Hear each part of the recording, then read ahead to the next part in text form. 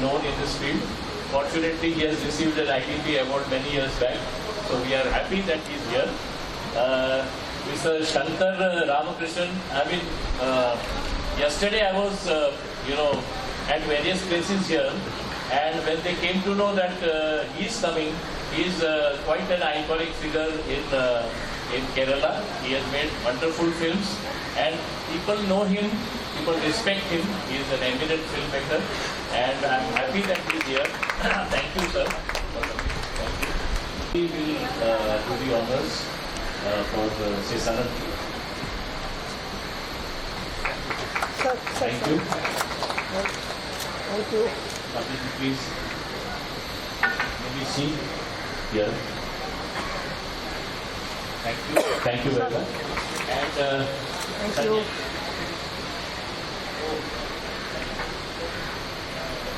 Mr. Sanjay Jangir.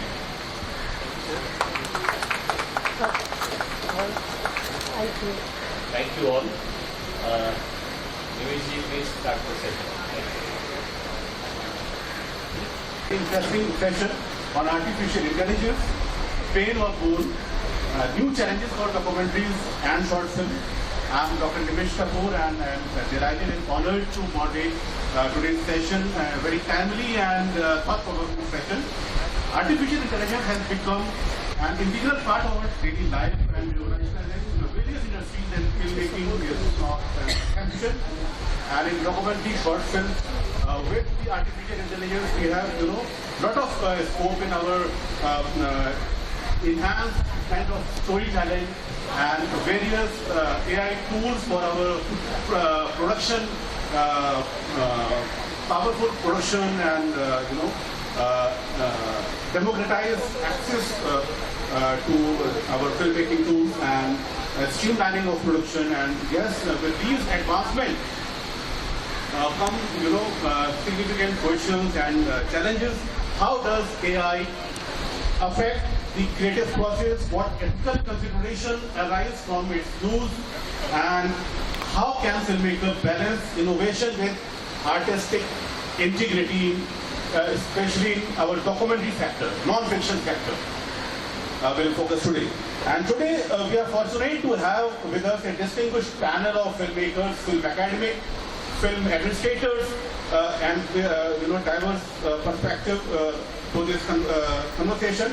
Each of them have engaged with AI in their work, and they are here to share their insight on how this technology is reshaping our production and technologies and the landscape of documentary and short film.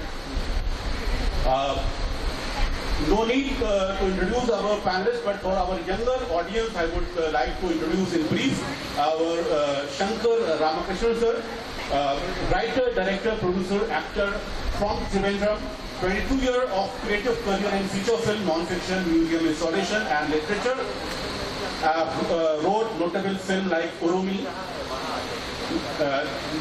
Nantoli, Oru, Cheripa, Minnala, Pati, Nettam, Kid, and Rani.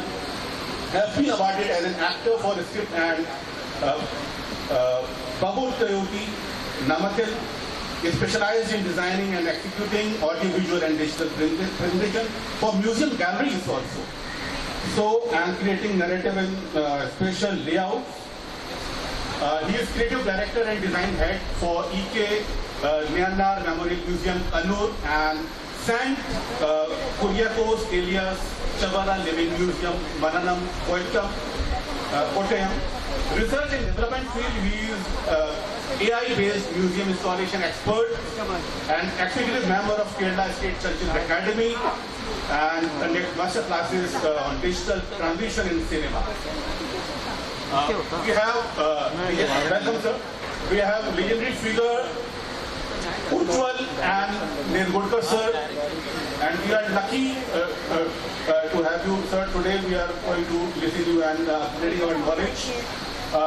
Ujjwal sir is a chemical engineer from UTCD Mumbai University, now it is known as IDPA, working with film industry for past 42 years. He is currently chairman of Indian section of Society of Motion Pictures and Television Engineers, New York, USA. He was awarded Fellow Award by SMPDE November 2007 at New York for his global contribution to motion picture industry. First Indian to receive US patent for film technology. First Indian appointed as director on board of International Association of Cinema and Video Labs USA. First Indian to be invited by Oscar Academy to join in technical category 2017. He is also a member of Science Technology Council of the Oscar Academy since November 2020. He worked as a global consultant for Dutch MNC Akzo Nobel from 2009 to 2014 to promote non-polluting film processing technology across the world. And this technology was started by him in India 2004 and was used by Bollywood in 2008. He worked as Chief Technical Advisor from April 16 to March 23 for National Film Heritage Mission, and he has long profile and he is advisor to various ministries including Information Broadcasting and various other ministries. So, most welcome, sir. We have very senior filmmaker Sanat PC sir from Hyderabad. Sanat PC sir, co-founder Firefly Creative Studio, Hyderabad. He is creative director and VFX supervisor for numerous Indian cinematic ventures over the last 2 decades, including Kalki, Bahubali, Robot, Pali Murugan, and Magadira, Arundhati, and Anji. His studio is also winner of several state and national awards for best visual effects.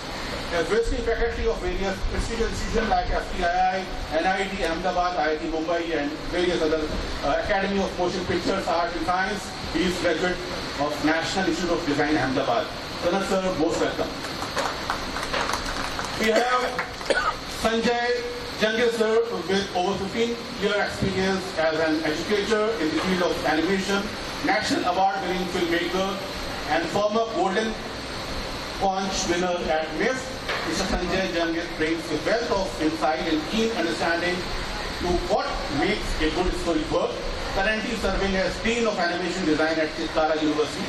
Sanjay ji arrives here having just wrapped up CHIAF, his own humble international animation film festival, first one from northern part of India. Welcome, Sanjay ji. So in our discussion today, we are going to discuss 3 major themes in 3 rounds. And these are the current influence of artificial intelligence or of our documentaries, non-fiction media, and short film. How are creators using AI today, and what are the benefits and limitations? Ethical and practical challenges, what concerns should be addressed regarding AI, integration into filmmaking, and are there ways to navigate these responsibly? The future of AI in filmmaking we will discuss today. So, the impact of AI on documentaries and short films is in both opportunities and challenges. This involvement technology revolutionized various aspects of filmmaking, from production to post-production and distribution also. So, we are going to discuss our round 1, which is introduction and setting the scene. And I would like to discuss all the panelists. How are creators using AI today, and what are the benefits and limitations? Shankarji, I will start from you. And how has AI influenced your work? Because you are very much in documentary sector, museum, and film, a variety of things you are doing. So, please, Shankarji. Good afternoon, each and every one present here. I wholeheartedly thank IDPA. Samskarji, you have been in touch for the last 1 month discussing how better we can make this session. Now this is a hard work coming through. Thank you so much. I would like to thank Chandraji, who suggested me, and also the eminent co-panelist, Ujjalji, who is a legendary figure in film restoration. Sri Sanat, who is a fellow comrade, and he is behind many of the path-breaking cinema that South India had actually given us. I'm meeting him for the first time because, as we discussed, most of us meet behind the scenes. We don't have face. And Sri Sanjay ji, he is also a legendary figure from Rajasthan and practices in Chandigarh. But I should really thank the efforts of Nimish ji to coordinate and give a form to this very nuanced but very challenging topic, artificial intelligence. We can call this session the magic of artificial intelligence. You see, this platform, NIF, is very reputed and respected for the content it discusses and also for the audience that this provides. So I thank each and every one of you for being present here as practitioners, knowledge experts, and also people who are going to be in this change. As you very well know, as children, basically our creative sparking comes from our childhood. So filmmaking, in terms of its scale, at some point of time I was always fascinated by this idea of the churning of the ocean. You know, we have all heard about this mountain, this major place where the Devas and Asuras will come, and the mountain is put, and a serpent, Vasuki, is tied around it, and at one side these people will churn the ocean and magical things will come out of it. So filmmaking for me was always this process, you know, like churning the ocean of immense stories, immense data, immense characterization, immense knowledge. So filmmaking at some point of time would give the best out of it, like the Ayyavar, like the Amrit, but it also gives the Kalku at some point of time. So AI at this point of time, my dear guys, it is just an accidental discovery for me. Primarily, I was not a technology expert. I was a novice. I was a dummy. That is something that I would like to say. But at some point of time, when you visit a film set, the film set would be replete with bad words, calling the assistants names, people not working, that thing, this thing. Because there was a lot of dirty work which was supposed to be done. A lot of dirty work in the sense, a lot of assimilation in terms of scheduling, data, things not happening in the proper time, those kind of things. But AI magic occurred to me when, during the pre-production, when we had tons and tons of material to be assimilated, at the touch of a single button, at the touch of a single command or a prompt, this data could be easily analyzed. This whole thing came up in a meeting where we were actually discussing what has to be done in the shoot. And in no time, the assistants came out with a detailed written document, not giving away one single point that we discussed for the pre-production meeting. And I understood that this is a text-to-word transcript which is happening. So you're talking about an audio transcription device where AI, when you start reading about it, we understand that from 2010, from Deep Blue, or from the conscious development of technology over the Silicon Valley, artificial intelligence had actually made its foray by face recognition tools and things like that. In terms of filmmaking, in terms of especially documentary filmmaking, when the state government approached us to do a museum project involving 40 years of political history, we went through hours and hours of matter and material which was done by the political discourses done by leaders, which was television footage stored in for the last 25-30 years in television channel studios. And from this, assimilating the right data for the right momentum, this was picked up by the software. And this is not a new thing for any of us today. This is just a starting point. The magic was just beginning. From there to character analysis to script charts, basically things started developing in no time. So, a set which should be replete with bad words suddenly became silent. Because from 10 people, the number of assistants actually reduced to 3 people. 7 of the other people could actually go and do hands-on work somewhere else. So for me, sir, this was like a reduced cost. For example, you all know that we work in shoestring, but we are not at any point in the lavish luxury of, time is money. So that way, it started like the good things that would come out of the ocean that I was telling. The good things that would come out of the ocean. With cost, creativity is another aspect. So cost and creativity both if you can cover creativity also. So how we can get more potential of AI with our creativity part also is the cost. See, most of the things that we think that we know about artificial intelligence is deceptive. We actually exaggerate the potential of artificial intelligence sometimes. See, it is basically a subset of computer science. It's a subset of machine learning. So primarily, it can only do things that the machine knows. It cannot create something. It can create different permutations and combinations of the available data. The artificial intelligence doesn't know how to do things on its own as of now.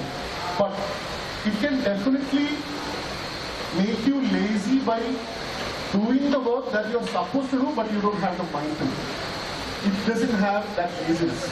It will try maximum options that you might not have. Basically, for example, when you are a software playing against an eminent player like Gary Kasparov, as a human being, you can play a move, but you don't want to play that move. The machine will play that move because there is a possibility of playing that move. So the creativity is limited to the input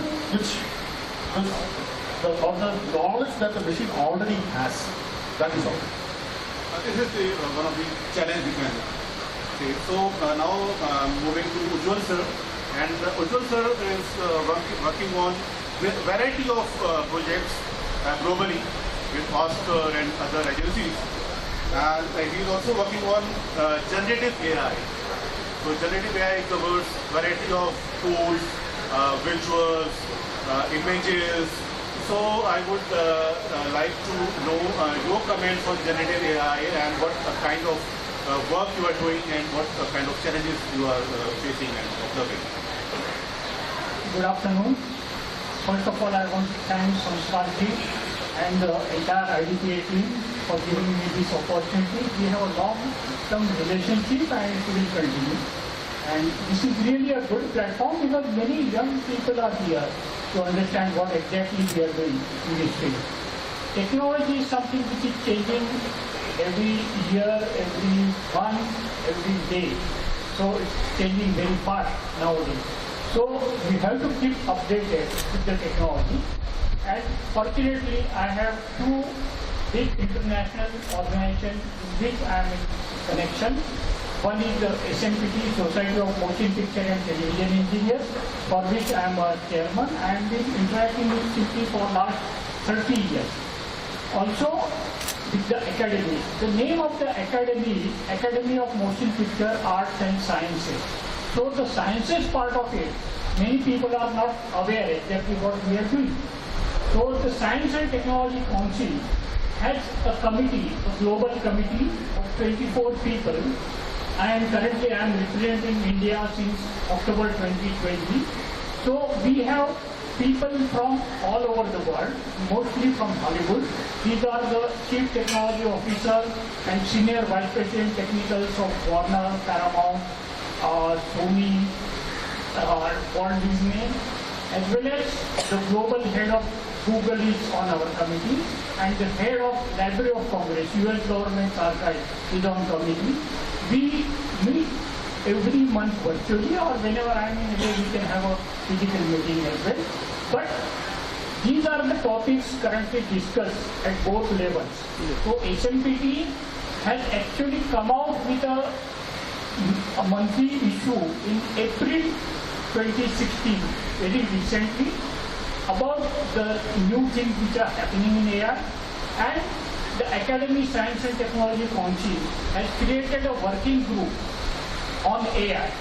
I am part of both, and we are operating them from India also.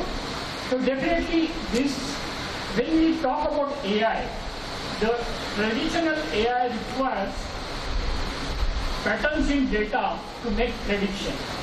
And there is one more thing, what we call the generative AI. What is generative AI? It consumes existing data, learns from it, and generates new data with similar characteristics. For example, text, images, video, audio, and computer code. What we commonly know as chat GPT, almost everybody knows. That GPT word you are not aware exactly. It is an acronym. It is generative pre-trained transformer. So this is the technical jargon, but this is how the GPT is being generated. So in simple word, what is generative AI? It takes examples of existing text, audio, video, and computer code, and with the help of new software, generate the thing which is suitable for us. So, and these commands can be different, given at different levels by different people, and that is how they are discussing various ways of using AI in the film industry.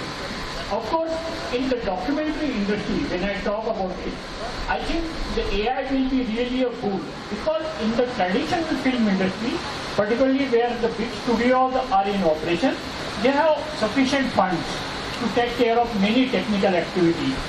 Plus, they have their marketing channels to distribute their films all over the world. But for a newcomer, or as well as they don't know how to market their film. So in both ways, AI will be very helpful.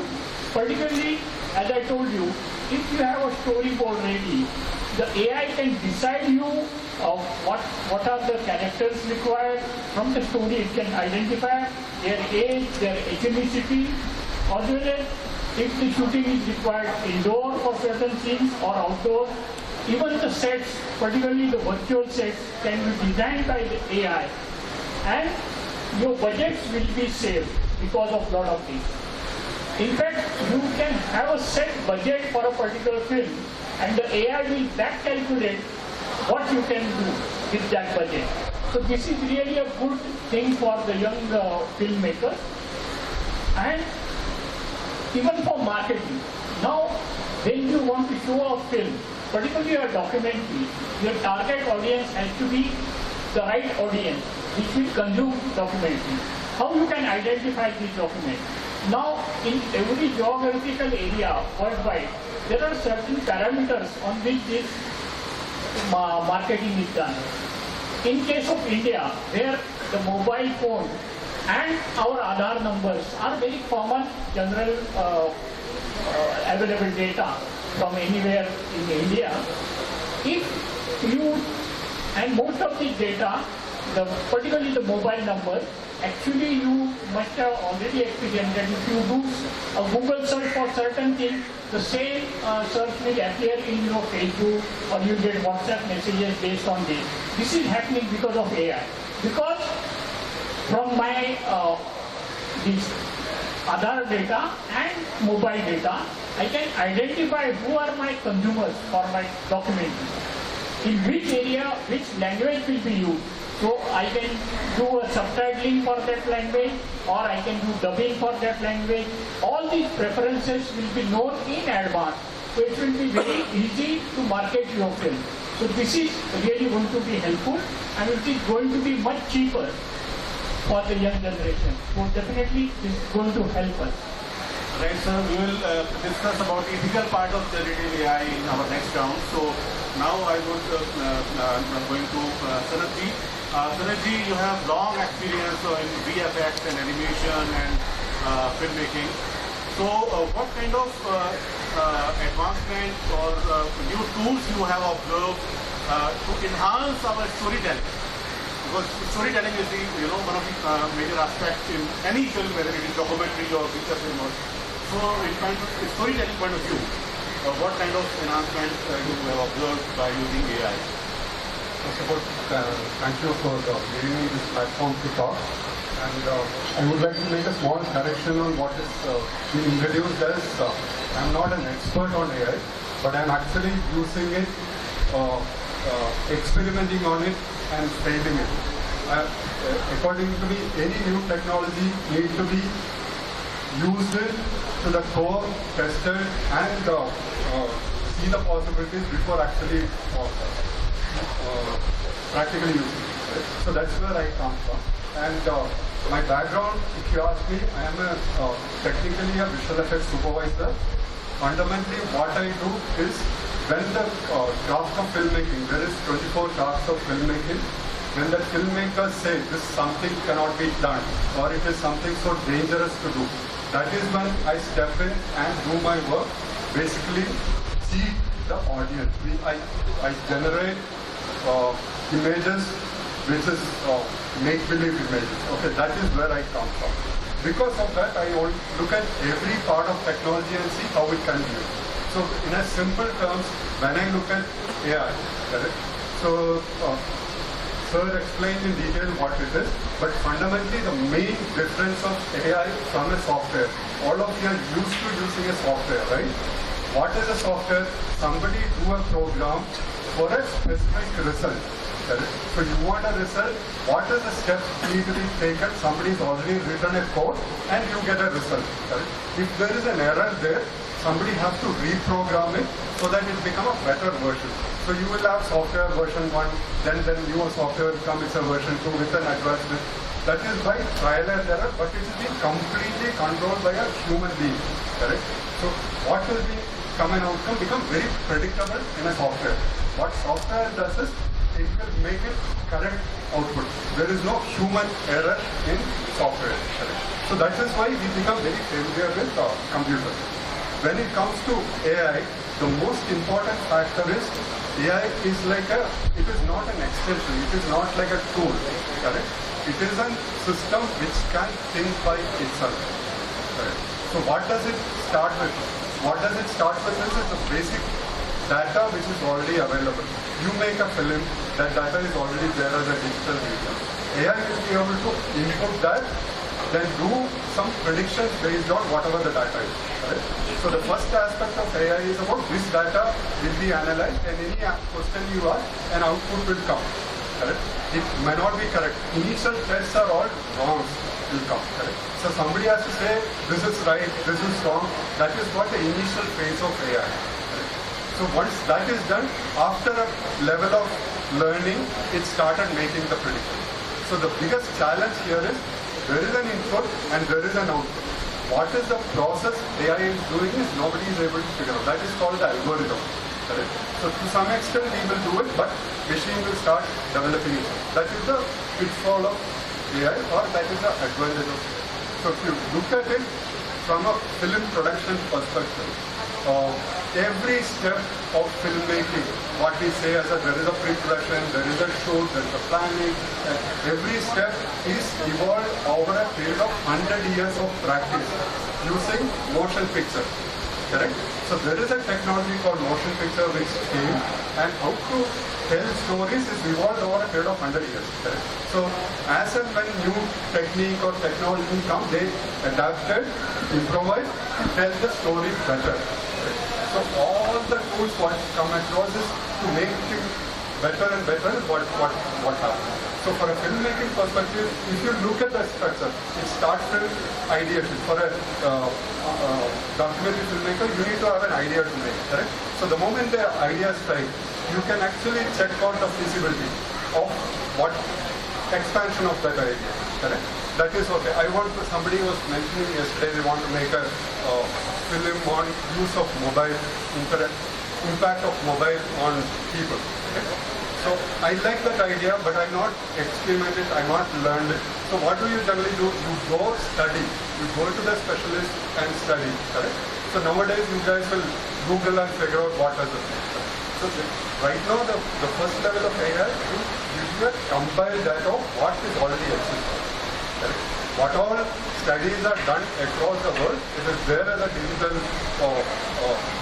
access, which this particular program can access, and will be the compilation of it. Correct? So within seconds you got compiled, which take number of days when you are doing it in Google, and before that analog days, you have to physically go to multiple locations, museums, wherever people are studying and do it. So it's a long process. So it becomes short. It started in pre-production, right?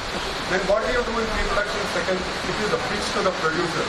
producer need to know what is going to come. So you need to get a sense of what is that it looks like. So you do some concept art, you do on a storyboard, correct? So now there are AI tools which generate these images based on your prompt. Prompt is nothing but a description of, as a script you do a description for somebody else to understand. It is a language, right? So same thing can be inputted onto a device. It is a generative AI. It generates images for you.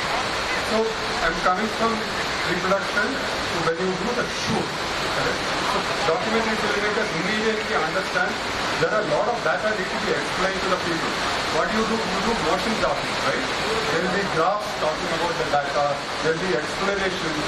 When you do explanation video, it will be illustrated for people to understand it. Right? So there are generative AI programs which generate this motion graphics for you. So what do? You do the graphics, you go to a graphics studio, you need to ask somebody, when you animate it, all that process gets automated right now. There are software. Correct? From there you get into post-production. I know most of you would have done a film. So when the footage comes, it's a 1 hour film, you will have 3 hours, 10 hours of footage. Correct? The first cut gets done by an AI system which selects your shots, what is okay taken from the thing, and make a layout lineup for you, and there are we will give you multiple options for it. Correct? There are systems already there. These are the development over the period of last 1 to 2 months I am talking about. Correct? So why I am saying in detail here is because the development is happening exponentially. What we thought will not happen today is happening tomorrow, not next year or after 10 years. So this is the big impact of AI right now. The transition is very quick. Correct? So from this, if I get into, so we are talking about production, anything comes. Correct? So what is the biggest problem for you as a documentary filmmaker is the language. Imagine you make a film in Malayalam and it has to be reached in Hindi, Telugu and English and French. So translation was a big challenge for you. You need to have an individual artist who is sit and write this one. So now artificial intelligence systems are there. It will do auto translation for you. Correct? Not the subtitle, the voice. Correct? And you can choose the voice. You want a female voice, any what options come to you. Correct? Now it is giving tones also. You want it to be serious, you want to be funny, it gives you. All these options are, it is throwing up. Correct? On top of it, imagine I do a Malayalam film, correct, and releasing in Hindi, and I want, when you do a dubbing, what happens is lip sync what we get. Correct? So now there are software who is doing the lip sync. Automated lip sync is already there out there in the market. Correct? These are all on testing phases.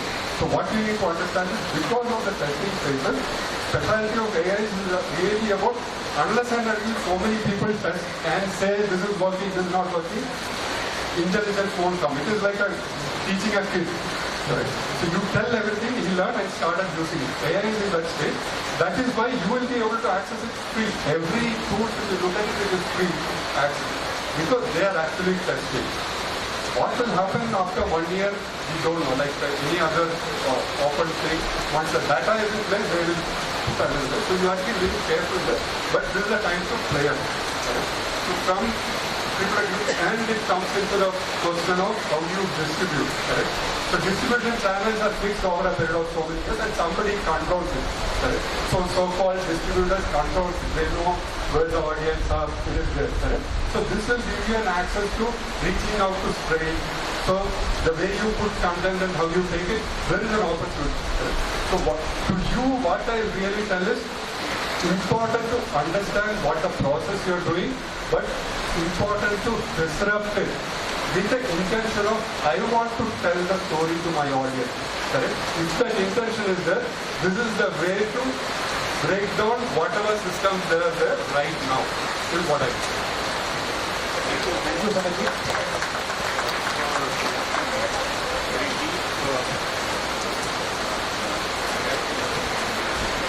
Now we are moving to Sanjay ji.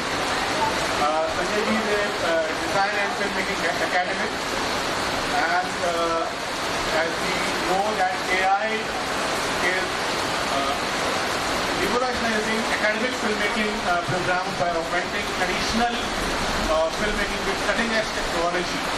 So, for academic point of view, I would like to know from Sanjay ji what challenges, what new things he has observed. Thank you, Ministry. I'm audible, right? As you said, firstly, gratitude, thank you to IDPA and Sankarji for giving me such platform with such great dignitaries and sharing the affair with them. Thank you everybody. I want to talk about that there are some inventions which mankind have come across.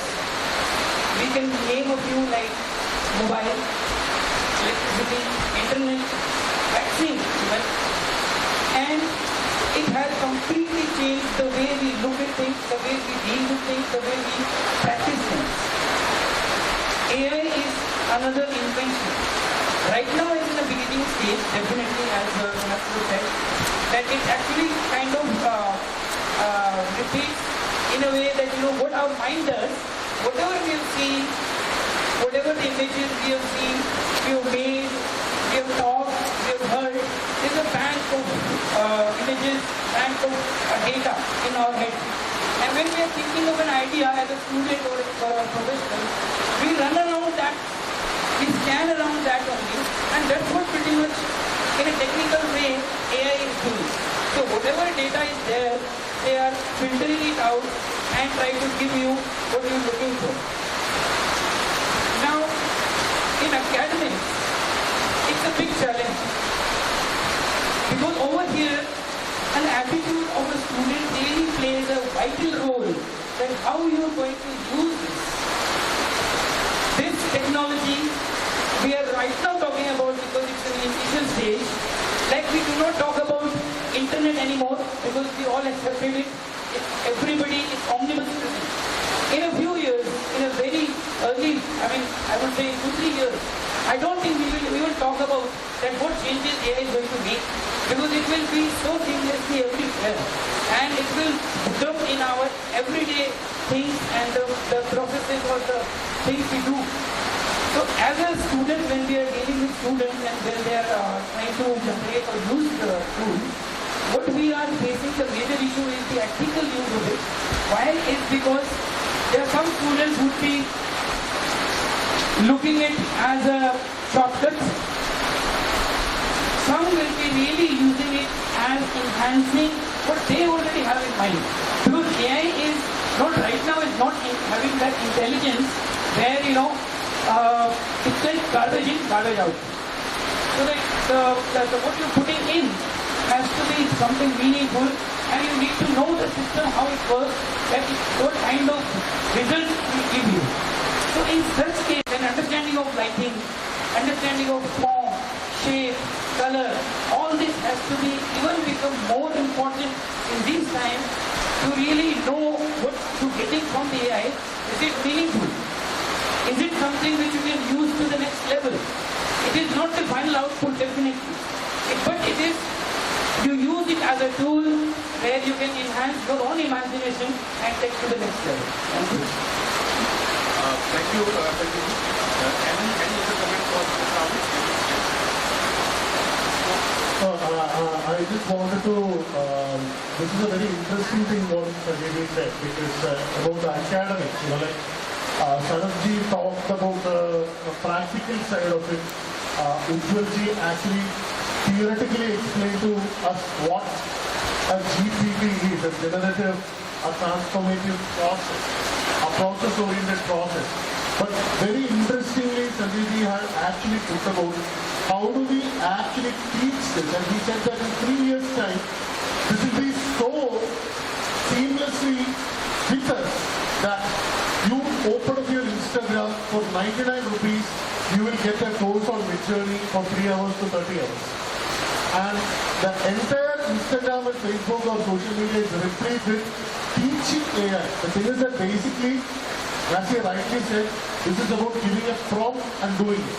But again, as we discussed about the academic portion of it, not talking about the ethical portion, and as exactly the word Sanatji used about the play that we do. Like nobody is an AI expert. We are all experimentalists. That is the right way of looking at it. There is no expert in AI. But then basically look at a software or an app within your phone, which when you take a picture of Ujjwal, you can paint it like a Van Gogh.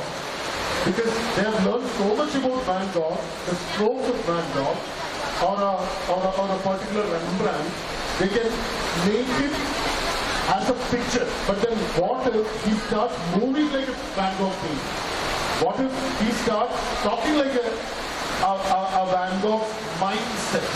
I was being told that in the Van Gogh Museum, I was taught the Leskila Academy chairman, Boon just called before the session and he said that you can interact with a live Van Gogh, talk about his love story, talk about the reason why he committed suicide, talk about the mental state while he was painting Starry Nights. So this is like getting into not only the physical aspect of it, but the mental aspect of the artist as far as the machine can imagine it. So my thing is that basically, sir, at some point of time, we know that violence sells. Violence sells. We know.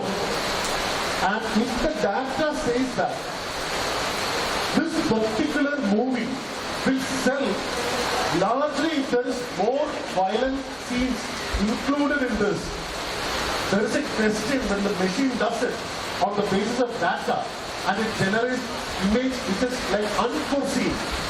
You know, like the television serials sometimes give you ideas for killing. At least in my state, people train cobras, they tour trial and error leaders, then they take cobra poison, put it in fight, bedroom, the cobra will go and fight. These are ideas they make. One big bank robbery was inspired by two. So basically, so our thing is that basically new ideas of violence, new ideas of disruption, if it is possible through this, and that comes from, that is where academics comes in. That is exactly where the academic portion of it comes in. You try to tell them that there is going to be a... Yeah, I think it's what you're saying, that we need to condition them with this that, you know, the ethical use has to be practiced. There will be definitely a dark bed. There will be definitely a dark mind. And there will be definitely the luring of the profits in it. But it is... We are moving to our next round, which is ethical and practical challenges of AI. Because, you know, I am working for deepfake verification. So when anyone produces deepfake video, he or she is using AI tools. Hello. So when one make or produce deepfake videos by using AI tools, so AI tools are responsible to combat also.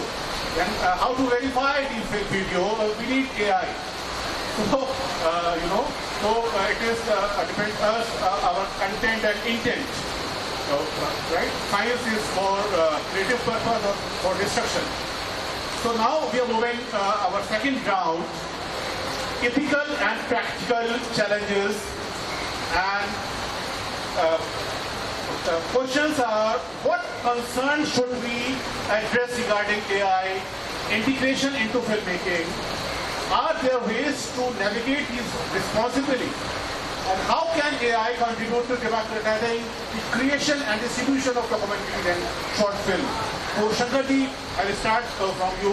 What challenges do you face when integrating AI into your production process and there are specific areas where AI falls short or complicates your production? Nimuji, I guess, you know, like we being the panelists should also look up to you for being researching on deepfake. You know, like we are actually unaware of the real activities that deepfake is. You know, like I think because you're a researcher, you might have access to a lot of data. But from our perspective, let me tell you, the challenges that I face, it may not be very this thing, but basically what I feel is that This primarily creates an alternative history. For example, we were approached by a client who wanted to actually, like in Malayalam we say Pranjis, like Pranji means basically a person who is actually trying to be somebody who is not somebody but trying to be somebody. So trying to create a legacy, for example, or trying to do something which is not really there. In history, for example, you all know about that Albert Einstein in the basement picture. So similarly, there was this, you know that we live in an era of political narratives also. So basically, a particular struggle, a particular action which is embedded in the history by a very, very painful image at some point of time. This particular application can create an alternative history by the available data and the available combinations. Like we have seen in Indian, Subhash Chandra Bose comes and actually does a handshake with Kamalji. At some point of time, that was a VFX miracle. And we have seen Tom Hanks being congratulated in Forrest Gump. Now we know that that is cinema. But in the real other aspects, in the real world, when a documentary, when we actually approach a documentary for its authenticity, and it is not supplemented by the real image, real footage, you can create a very similar footage like the Second World War footage. Exactly the same image in the Second World War footage, portraying that another thing happened. And that is why the Nuremberg trials happened. Like you won't be able to, it is like a lost and found data. Like we suddenly escaped something out of somewhere and this data could contain very shocking revelations. Like after 100 years of existence, sometimes you say that, okay, I got the 400 years what Napoleon wrote to Catherine at that point of time. I got that book.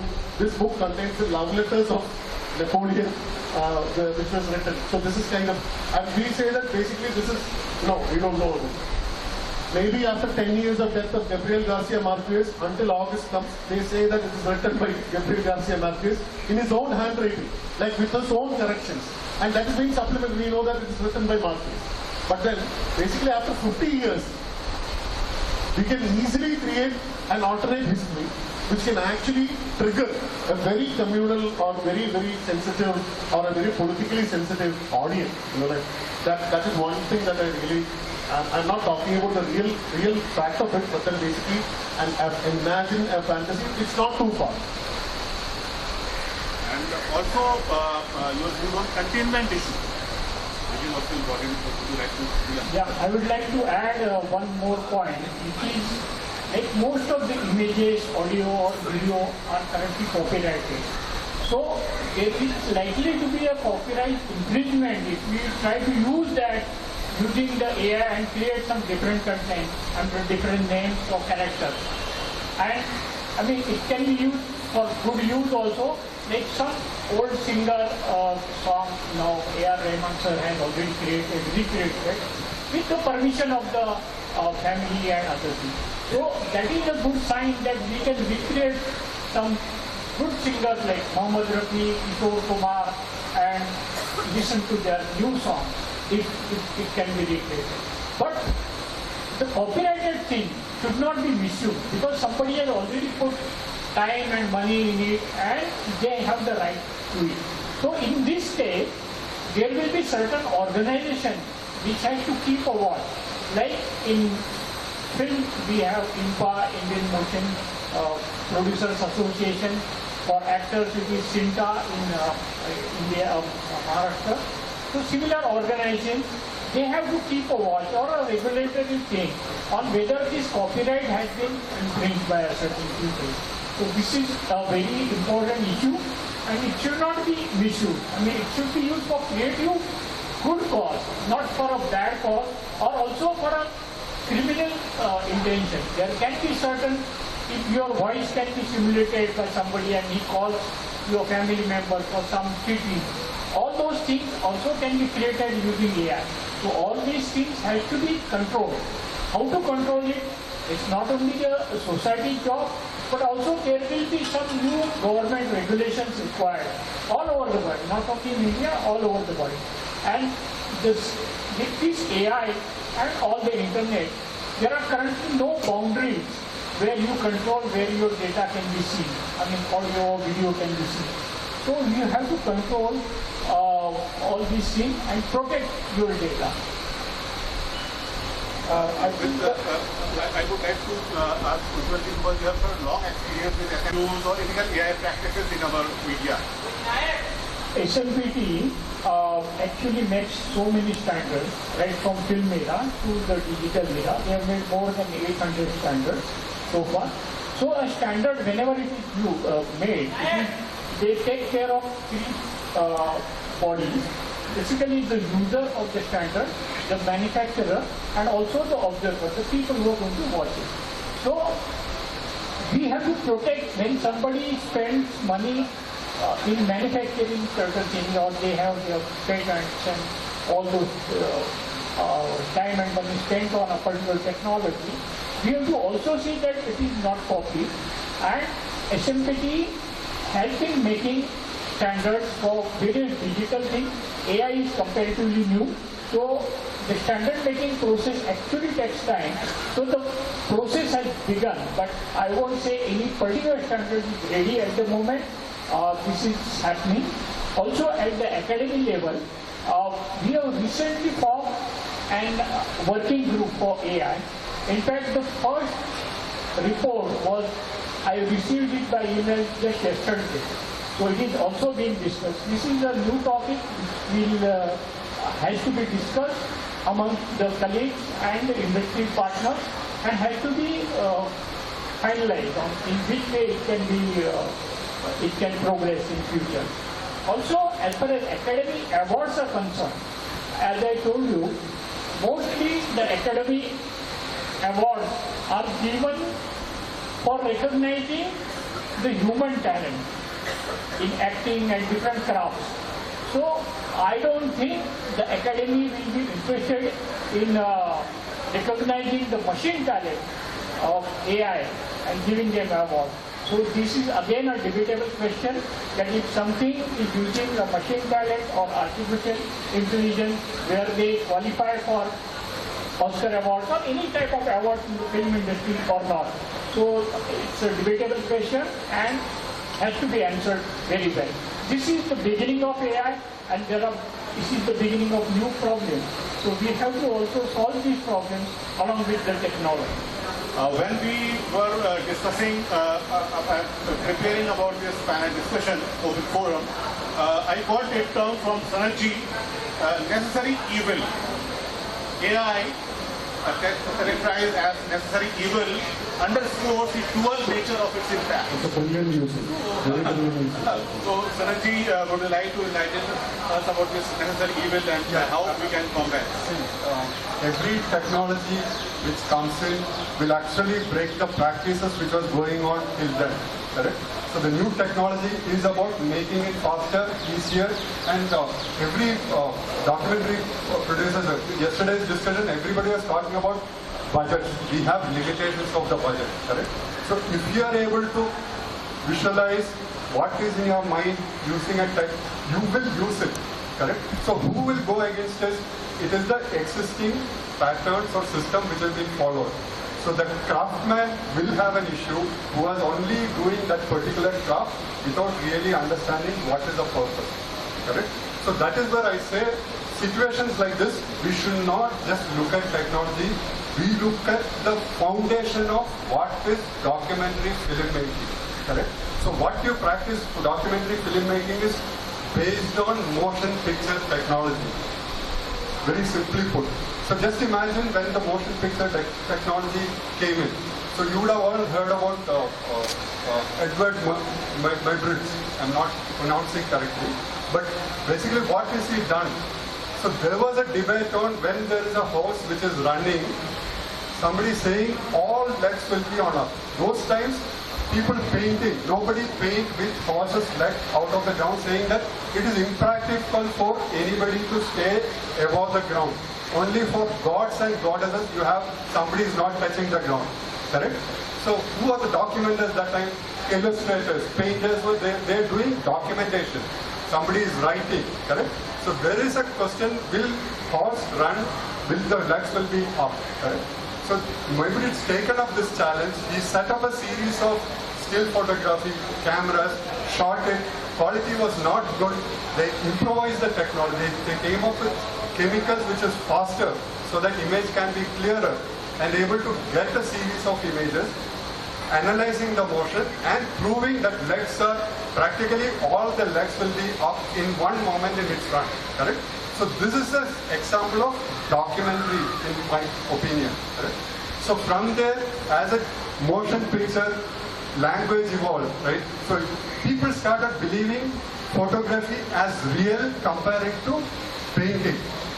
Renaissance perfected the art of painting by learning every aspect of human bond, what is inside is being studied to get that form, right? So there's somebody spent their entire lifetime doing this.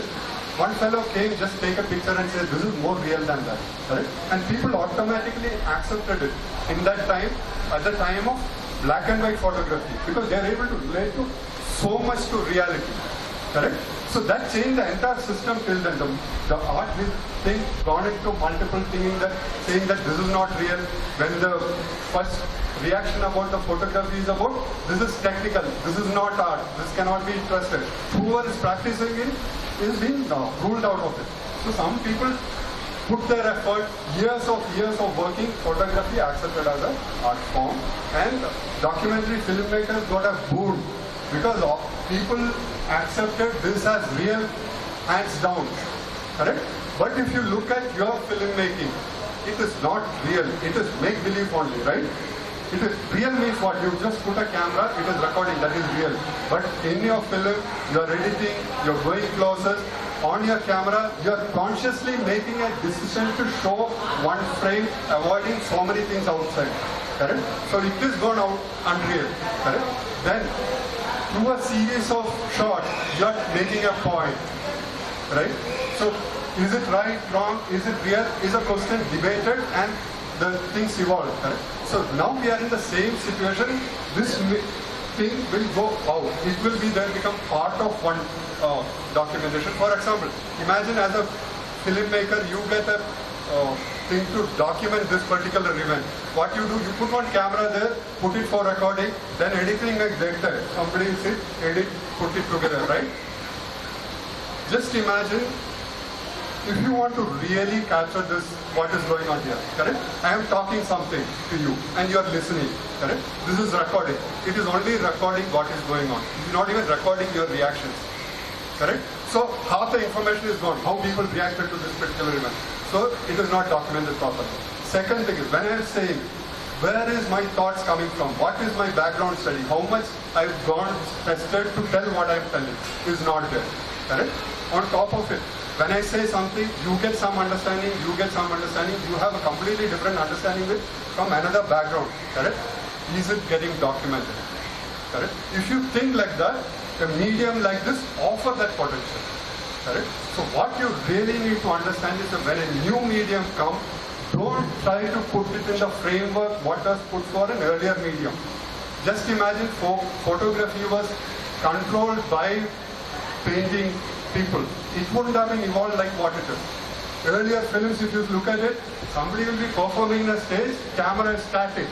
It is one reel film, 7 minutes film. There's no cuts. Cuts happen by mistake. Somebody did a mistake, figured out, oh, there is this better way, magicians started using it, correct? Then, camera movement was not even thought of. Earlier cameras are static. There's no head to turn, correct? Then they realized, oh, there's a possibility to look around, not just move, improvise. People, camera went out of place, not in the studio, you can shoot out also, correct? So this evolved like that, exploring and fighting against the existing standard practices. Correct? So this is very important for when I say necessary evil, because it is going to disrupt. It is going to take away the job. Just imagine a documentary I shot in Malayalam and I want it to be in French, correct? Without even going to French, without even taking an artist who speaks French. I was able to get it translated, transcribed, and lip sync is done and I released. A job is lost. Correct? So if you look at it like that, the entire things will collapse. When film adapted from negative to digital, there is a huge number of people lost their job. Their job is lost. Whoever could not adapt. Correct? Editors. Initial stage of digital editing was, editor will sit behind somebody who is operating the camera and he will play at one point of time, he'll touch him in his back, so he will come. Because the editor didn't know how to use this particular editing tool, and there was a lot of resistance from the editors union refused to accept this. They are not editors. Lot of ethical issues. Same thing with cinematography, which we have seen. Yeah. We have experienced, some of us have experienced. Correct? So these are tool changes made so much of disruption. So this is a system change we are talking about, correct? So that means there is another way of documentation, more real than what you can do in real is a possibility, correct? So if you are wanted an inventor, you wanted to be like Maybridge who wanted to prove what you wanted. There are so many things you wanted to tell, I'm not able to tell. This is the medium you will do, correct?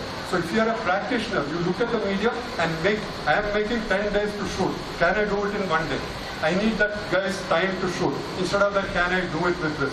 So you will make your practice faster.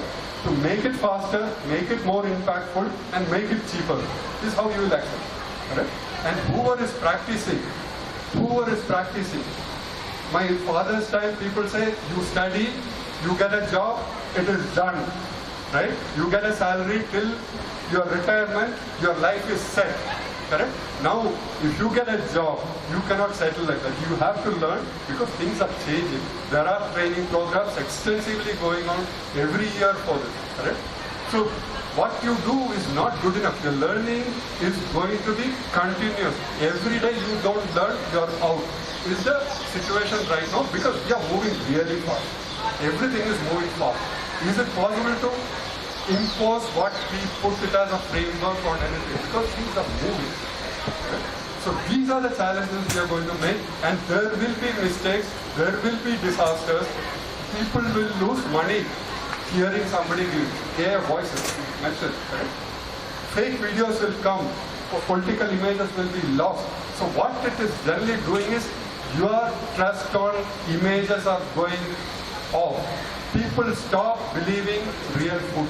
Whatever we shoot from this camera, people won't believe. Correct? So how did they come to believe this is real? Similarly, we need to do it for this practice is what is going to be the future. Not future 10 years from now, tomorrow. Because as I said, every aspect of filmmaking, every process we say, there are tools which is giving you better options.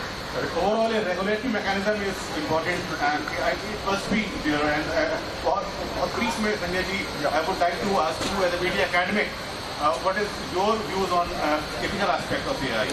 I think in academics, they have a great responsibility to really steer this in an ethical manner, because the use of it, as Sanat really said it nicely, that the use.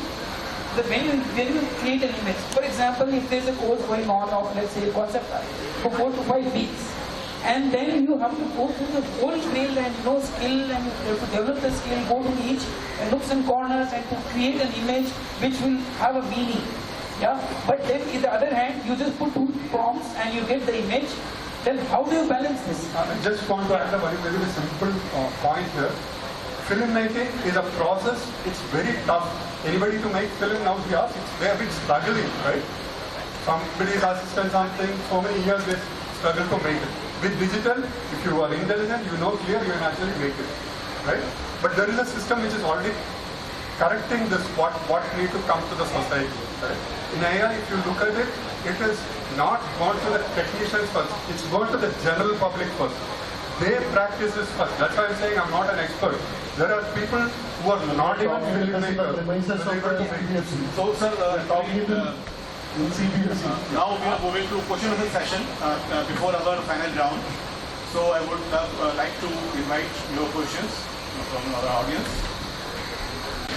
एक तो ये है कि जब हम documentary शुरू करते हैं उस आइडिया को तो रिसर्च की ज़रूरत पड़ती है, तो उसमें हमें एआई से कितनी मदद मिल सकती है और क्या एआई जो हमको जानकारी देगा वो क्या क्रॉस चेकिंग की ज़रूरत है, क्योंकि अभी हमने तीसरी कसम फिल्म के बारे में कुछ काम कर रहे थे तो हमने एआई से पूछा तीसरी कसम के बारे में, तो उन्होंने जानकारी दी, अच्छी जानकारी दी।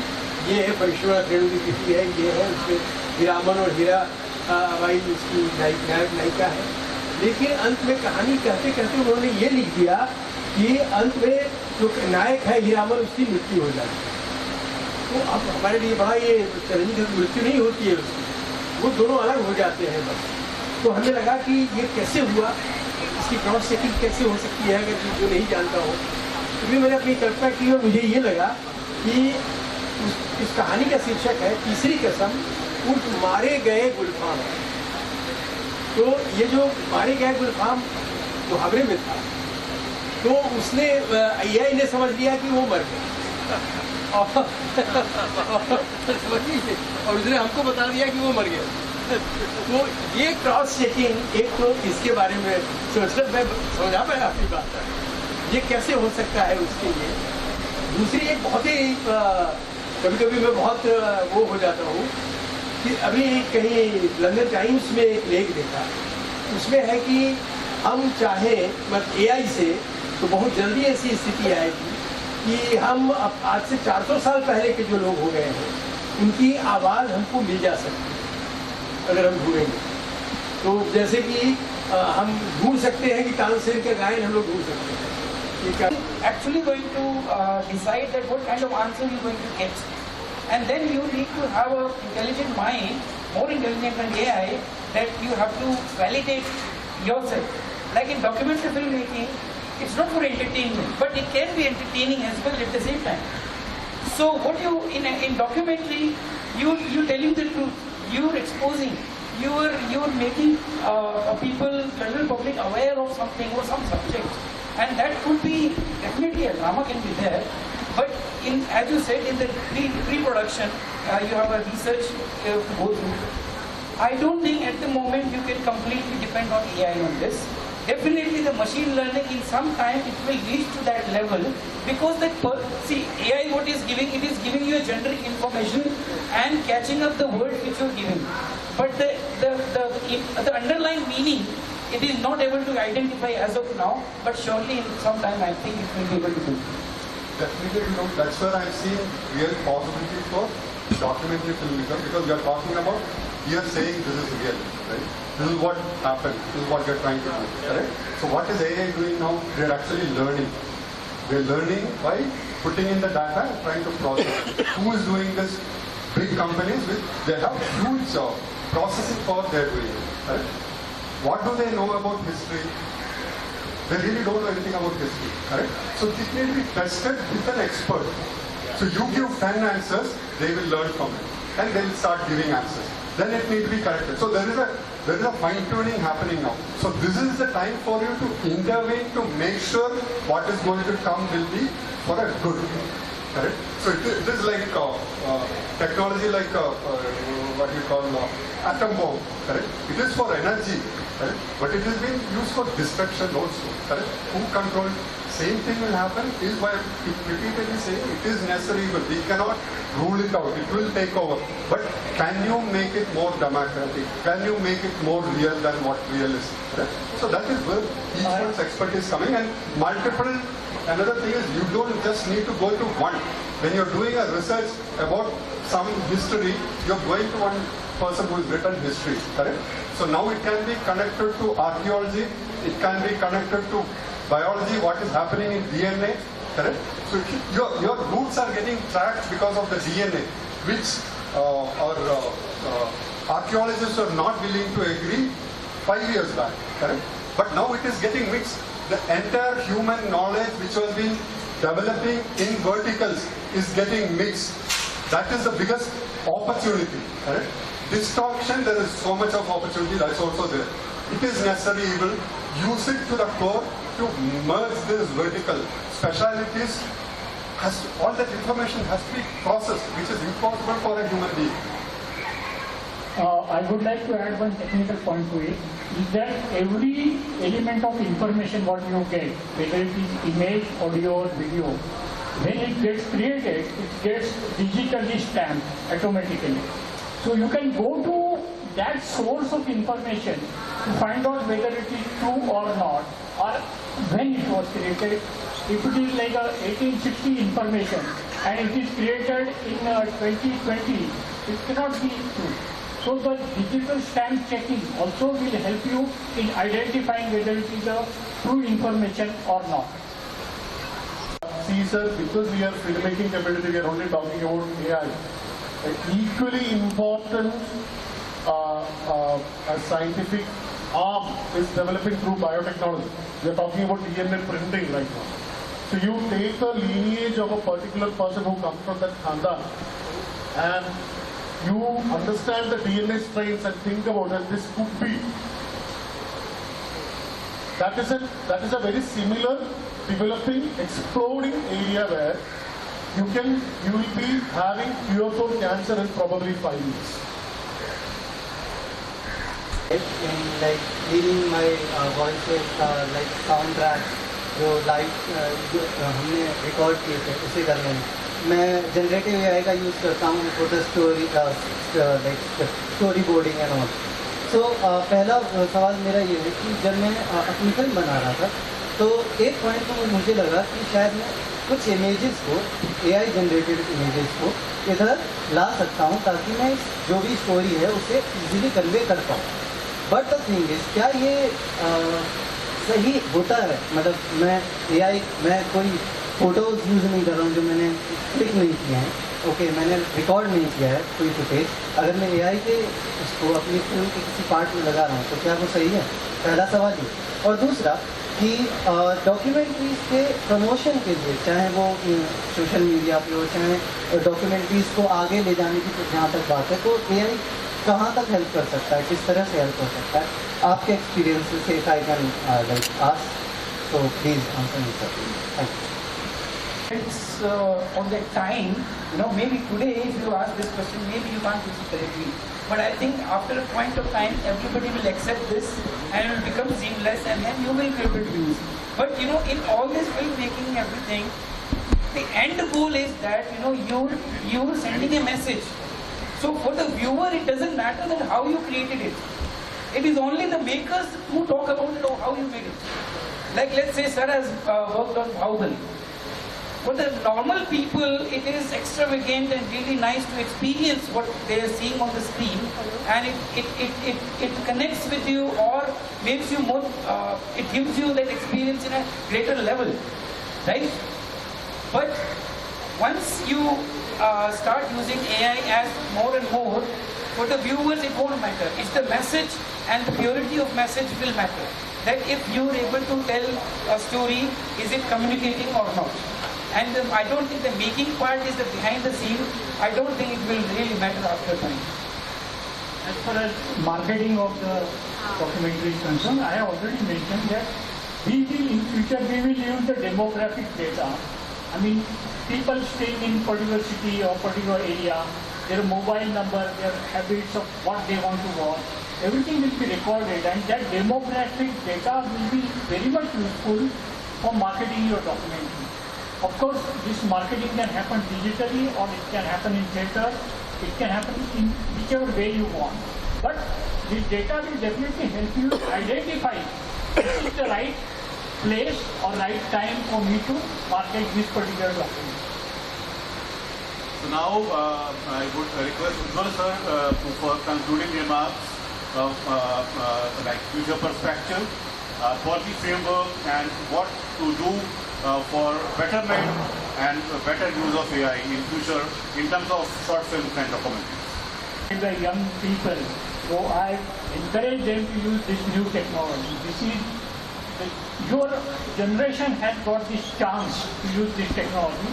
So you are very lucky enough that at the young age you are able to experience this technology. Secondly, don't think, I mean, nowhere in the world people keep on changing. So don't think that many people are going to lose jobs because of AI.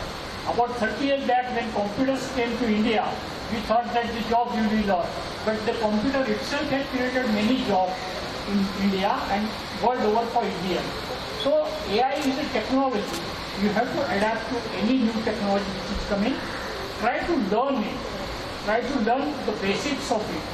And also attend some workshop, seminar, whether it is online or actually through some experts in this industry. Again, you have a good chance of watching it online. So you can definitely get a lot of information online. And you have already suggested that there are so many workshops on Instagram which people can actually understand new technology. So, as a takeaway, I would like to say that it was a very enriching observation. At the same time, when it is actually we said about the possibilities of this, there is an unknown to this whole thing. There is an unknown which you are trying to do that. So basically, the form of entertainment right now was vested with the filmmaker. Filmmaker will say that this is the story.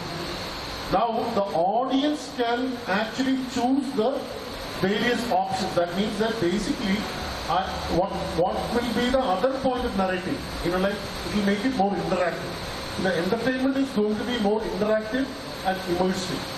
Like there will be more questions, and the notion of creativity is actually something which is going to be a big debate, because you don't know what is originality in creativity. We are all like somewhere corrupted, because at an earlier point of view, I mean, when a film discussion will happen, 10 assistants will talk about 10 films, and we will get the best documentary or the best film will be like the best of what the 10 people will say. Now we have got a million options coming in. So you can make it very gray, thin lines. You can say, you take this bit from this bit from, you're only copying totally from one film, then it is okay, fine. But it is going to be very gray. The sense, the notion of originality or the copyright is going to face a very tough time. That is what I think. Thank you all for joining us, and let's embark on this exploration of AI in filmmaking and uncover together whether it is a Boon, a Bane, or perhaps a bit of both. Thank you. Thank you all. I thank all the speakers who are here, and I would say, I am also an artist in the filmmaker, but when we say expert, our guru is also traveling, but he is a few miles little ahead. So you people are experts according to us, because you are few miles ahead of us and we are traveling. Thank you all, Sadat ji, Sanjay ji, Ujjwal ji, Shankar ji. Yes, sir, look center.